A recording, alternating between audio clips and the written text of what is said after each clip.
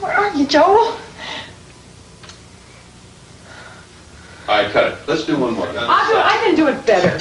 I just feel like I think. You'll tell me. Maybe in a minute you'll say, no, I can't. It came to life in 1980 at almost precisely the same time as the Reagan administration. The series was originally up against MASH and played heavily on oil field roughnecks and foremen. The audience wasn't interested. They wanted more of that Carrington family that ran the company and lived in the mansion. The producers gave them what they wanted, and Dynasty was born.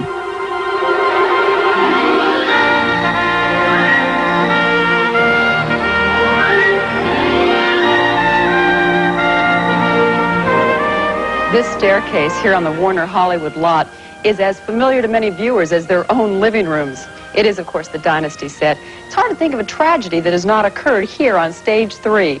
Now in its 6th season, the very successful combination of money and misery can certainly be referred to as the Dynasty phenomenon.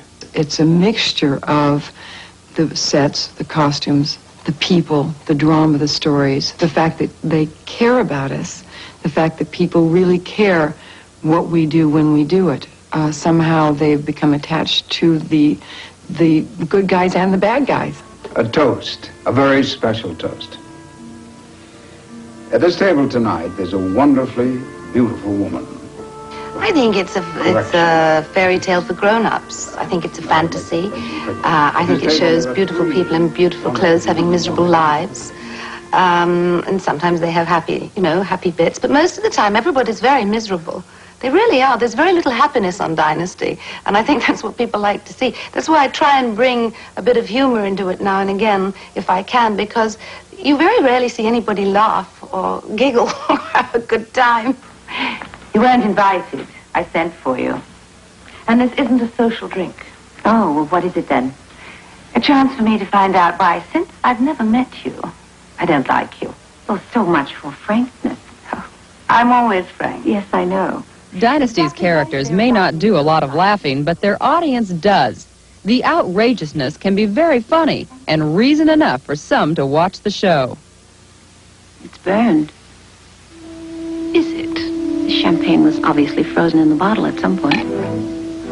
If the champagne is too burned for your taste, Miss Devereaux, don't drink it. The caviar, I trust, is not burned. I really wouldn't know. This is Osotrova, and I prefer Petrosian Beluga.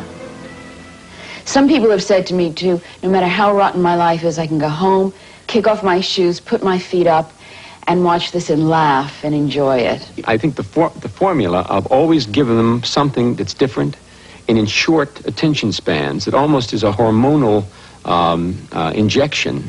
And I think that this represents, to a television audience, an escape. They're very deeply involved with the Carringtons and all the peripheral people. They're interested.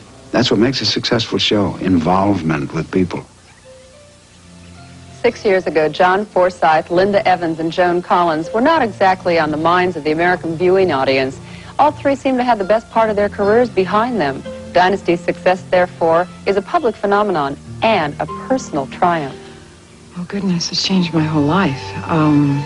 It's helped me to become more independent, as an actress, to do anything that I want to do. You know, I have wonderful opportunities. For me, it's very exciting or challenging to try and do something maybe that the public don't expect. I don't know whether I succeed, but I try. It's been such an incredible success worldwide that it's a phenomenon that few actors ever really get to know. I bless it. I think it's one of the best things that I can imagine a person ever getting as a gift.